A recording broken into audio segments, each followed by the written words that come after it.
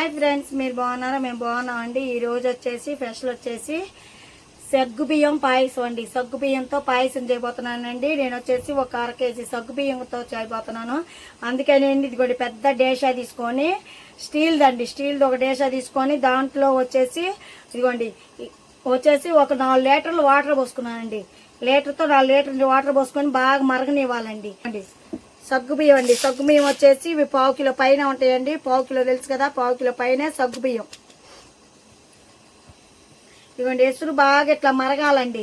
ఎసురు ఇట్లా మరగాలి. ఇట్లా మొత్తం మరుగుతున్నప్పుడు ఈ సగ్గుబియ్యం వేసుకోవాలి. మనం 1/2 కిలో సగ్గుబియ్యం తీసుకున్నాం కదా, ఆ సగ్గుబియ్యం తీసుకొని వేసుకోవాలి. ఇట్లా ఒకసారి కలపాలండి. చూసారా, కలపపోతే మనకు అంట్లా గట్టి పడిపోయిద్ది. వంటలుగా గట్టి పడిద్దండి. ఒకసారి పోసి కలపాలి. ఈజీగా అండి, తొందరగా రెడీ అయిపోయిద్ది. సగ్గుబియ్యం పాయసం చాలా బాగుంటుంది. వేడి కూడా తగ్గించిద్ది.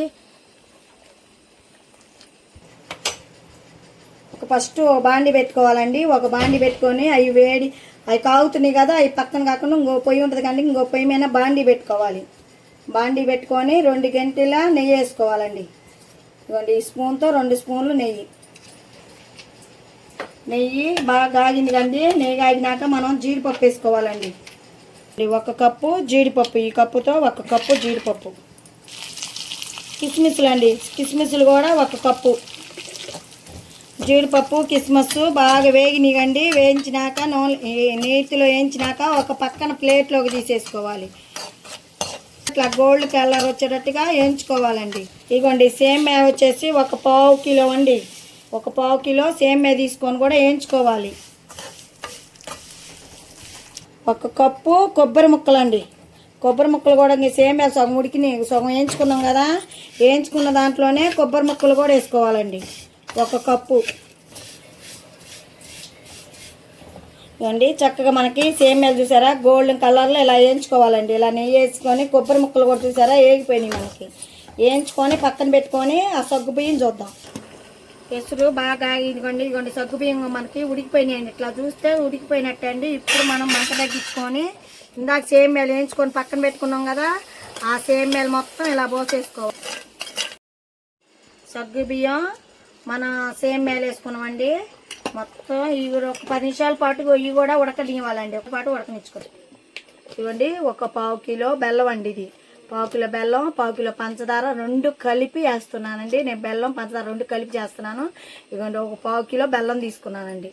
బెల్లం ఇలా వేసేయాలి.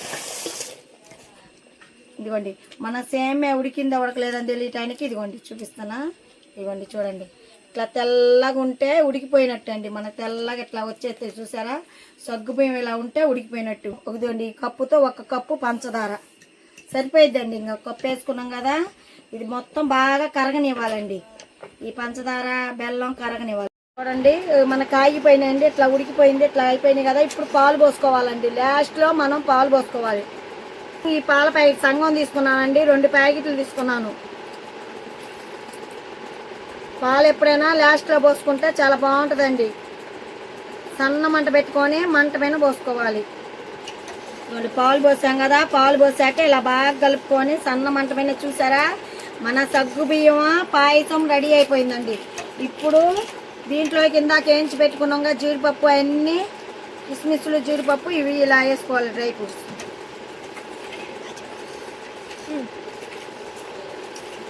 అయిపోయిందండి. బాయ్ ఫ్రెండ్స్, దించేసుకొని బాయ్ ఫ్రెండ్స్.